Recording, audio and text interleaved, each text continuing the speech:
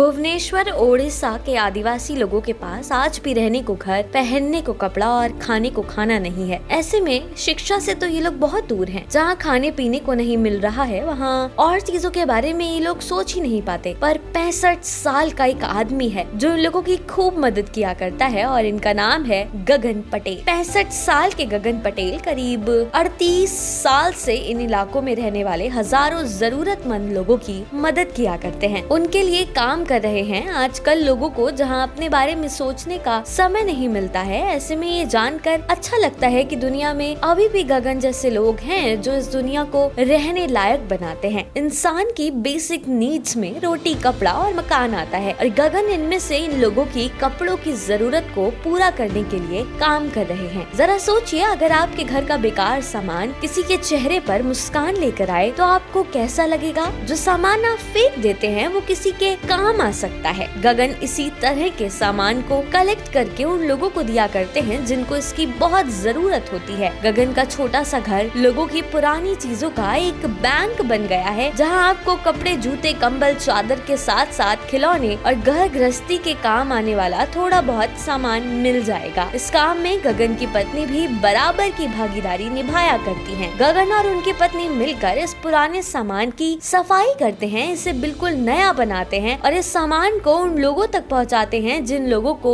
इसकी जरूरत होती है। गगन पहले पोस्ट विभाग में काम किया करते थे, पर पोस्ट विभाग में इतना पैसा नहीं मिल पाता था कि घर का खर्चा ठीक ठाक तरह से चल जाए। तो 1985 की बात है, गगन ने सोचा कि कुछ एक्स्ट्रा आय के लिए बच्चों को पढ़ाने का काम शुरू कर दिया जाए। जब उन्होंने ये काम शुरू किया तो उन्हें पता चला कि भुवनेश्वर के आसपास रहने वाले आदिवासी बच्चों के पास पहनने के लिए ढंग से कपड़े तक नहीं है और जब वो साइड इनकम के लिए बच्चों को पढ़ाया करते थे, तब इन बच्चों की माएं हमेशा गगन से बच्चों को फ्री में पढ़ाने के लिए विनती किया करती थी। और जैसे जैसे वक्त बदला, पोस्ट ऑफिस में इनकी पोस्ट भी बदली और अब अपनी नौकरी के चलते इनके लिए बहुत मुश्किल हो रहा था नौकरी और बच्चों को एक साथ मैनेज कर पाना। इसलिए गगन बच्चों को पढ़ाने का काम तो लंबे समय तक नहीं कर पाए, लेकिन उन्होंने इन परिवारों की मदद करने का फैसला ले लिया, जिसे वो अभी तक निभा रहे हैं। गगन ने अपने दोस्तों और जान पहचान वाले लोगों से